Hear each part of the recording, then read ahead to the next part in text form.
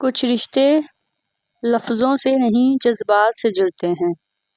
کچھ دوست زندگی کا سب سے قیمتی سرمایہ لگتے ہیں، لیکن جب وقت آزمائش کا آتا ہے تو سچائی کا پردہ اٹھتا ہے اور چہرے اصل صورت میں سامنے آتے ہیں۔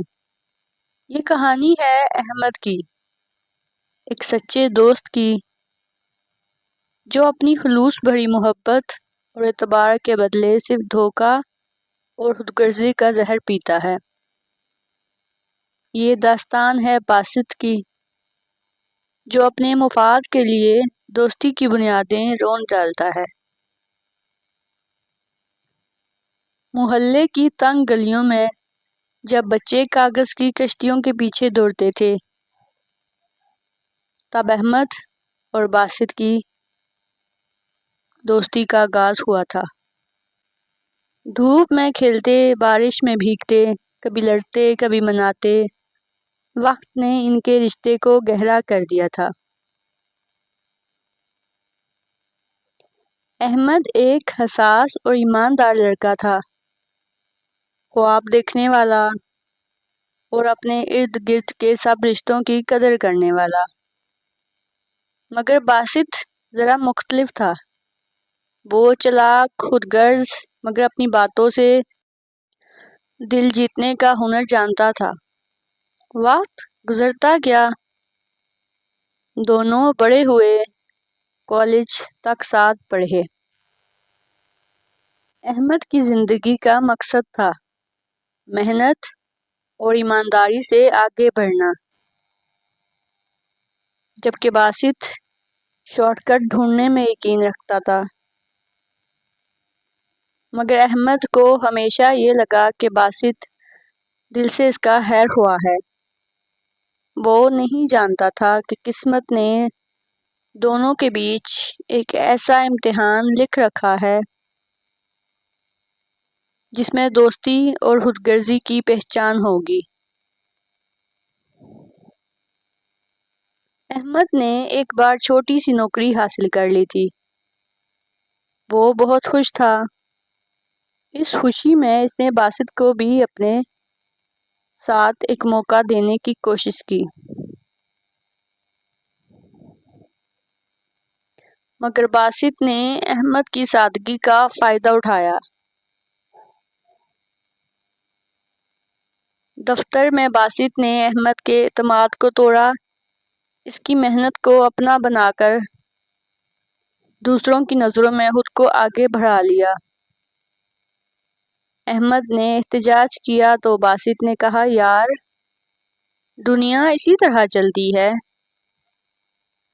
جو موقع پرست نہ ہو وہ پیچھے رہ جاتا ہے۔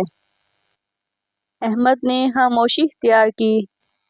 دل میں ایک کسک اٹھتی رہی، مگر دوستی کا خیال آ کر اسے روک لیتا۔ چند مہینوں بعد احمد ایک بڑے مسئلے میں پھنس گیا۔ ایک غلط فہمی کی بنیاد پر اسے نوکری سے نکالنے کی دھمکی دی گئی۔ اس نے باسط سے مدد مانگی، جس کے پاس سچائی تھی، جس کے ایک لفظ سے احمد بچ سکتا تھا۔ مگر باسط نے کندھے اچکا دیے اور کہا، معاف کرنا یار، میں خود مشکل میں نہیں پڑ سکتا۔ احمد کے لیے یہ الفاظ کسی خنجر سے کم نہ تھے۔ اس لمحے احمد نے جان لیا کہ ہر بچپن کا ساتھ بڑا ہو کر ساتھ نہیں رہتا۔ کچھ رشتے وقت کی دھول میں اپنی چمک کھو دیتے ہیں۔ زخم کھا کر تنہا ہو کر احمد نے خود پر بھروسہ کرنا سیکھا۔ وہ دوبارہ اٹھا، نئے عزم، نئے خوابوں کے ساتھ۔ محنت نے اس کا ہاتھ تھاما۔ کچھ سالوں میں احمد ایک کامیاب بزنس مین بن چکا تھا اور باسط وہ اب بھی چھوٹے موٹے مفاد کے لیے لوگوں کے گرد چکر لگاتا تھا۔ جب قسمت نے پلٹا کھایا تو باسط ایک دن احمد کے دفتر آیا ایک سفارش کے لیے، اور تب احمد نے مسکرا کر صرف اتنا کہا، دوستی کا مان ایک بار ٹوٹ جائے تو لفظوں کا پل نہیں باندھا جا سکتا۔ خودگرض دوست صرف وقت پر پہچانے جاتے ہیں۔ اصل دوستی وہ ہوتی ہے جو مشکل وقت میں کندھا بن جائے، بوجھ نہ بنے۔